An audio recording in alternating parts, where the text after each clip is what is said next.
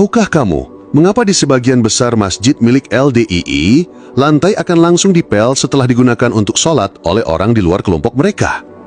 Pertanyaan ini bukan sekedar gosip, melainkan fakta yang cukup sering ditemui dan telah menjadi rahasia umum di tengah masyarakat Indonesia, dan tentunya membuat banyak orang bertanya-tanya, apa yang sebenarnya sedang dibersihkan? Tadi saya tuh di sini habis melaksanakan sholat, cuman kenapa ini kok saya bekas sholat kok langsung dipel gitu? Ini maksudnya gimana ya Pak? Ini gimana Pak maksudnya Pak? Ini bukan sekedar rutinitas kebersihan, ada keyakinan mendalam di baliknya. Pertama, mari pahami siapa LDII. Organisasi ini memang resmi dan legal di Indonesia, tapi sejarahnya bermula dari gerakan yang dikenal sebagai Islam Jamaah atau Darul Hadis, didirikan oleh Nur Hasan Al-Ubaidah Lubis. Sayangnya, pada tahun 1971, gerakan itu dinyatakan terlarang oleh Kejaksaan Agung RI. Namun, demi bertahan, gerakan ini berganti nama berkali-kali, dari Islam Jamaah menjadi Lemkari, lalu pada tahun 1990 berubah menjadi LDII. Sebuah rebranding yang, kalau boleh jujur, lebih mirip kamuflase ideologis daripada sekedar perubahan nama. Dan soal eksklusivitas, itu bukan cuma kesan, tapi memang bagian dari doktrin internal mereka. Mereka memiliki keyakinan bahwa hanya orang yang telah berbaiat kepada amir mereka yang dianggap benar-benar muslim. Di luar itu, maaf, kamu dianggap najis secara hukum. Meskipun kamu sholat 5 waktu dan hafal Al-Quran. Karena itulah, jika kamu singgah di masjid mereka dan ikut sholat berjamaah, besar kemungkinan lantai akan dipel segera setelah kamu keluar. Alasannya, ya, menurut mereka, lantai tadi perlu disucikan kembali. Uniknya, ketika ditanya langsung, mereka seringkali tidak menyebut alasan sebenarnya. Mereka akan bilang, "Oh, memang ini sudah jadwal kami membersihkan lantai." Atau, "Kebetulan saja, kami sedang pel." Padahal kamu tahu, sebelum kamu datang, lantai itu kering dan bersih. Itu juga alasan mereka tidak mudah singgah di masjid lain, apalagi sholat berjamaah di luar kelompok mereka. Dari banyak kisah-kisah yang tersebar di tengah masyarakat, bahkan ada yang menyarankan, jika kamu punya tetangga dari kelompok LDII, sebaiknya jangan berinisiatif membantu mengangkat jemuran mereka saat hujan. Alih-alih dianggap membantu, kamu justru akan membuat mereka mencuci ulang seluruh pakaian itu.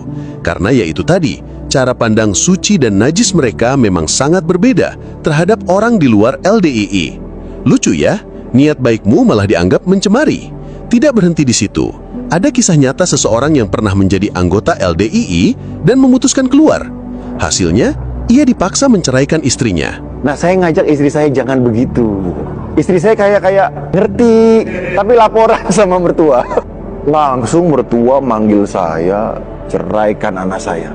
Dulu kamu boleh nikah karena kamu jamaah. Mereka tahu bahwa ini gara-gara saya dianggap murtad, tapi mereka nggak mau ngomong itu di pengadilan. Sama saya bongkar, saya bawa rekaman. Namun, saat kasus ini dibawa ke pengadilan, narasi yang disampaikan pun berubah. Perbedaan sikap antara kenyataan dan pernyataan ini mengundang pertanyaan, apakah ini bentuk taqiyah? Sebuah strategi menyembunyikan keyakinan, mirip seperti yang dikenal dalam praktik kelompok Syiah untuk melindungi kelompok dari kritik luar. Tentu hanya mereka yang tahu jawabannya, tapi dari luar, sikap seperti ini jelas menunjukkan adanya perbedaan wajah antara internal dan eksternal, dan ini bukan hal kecil.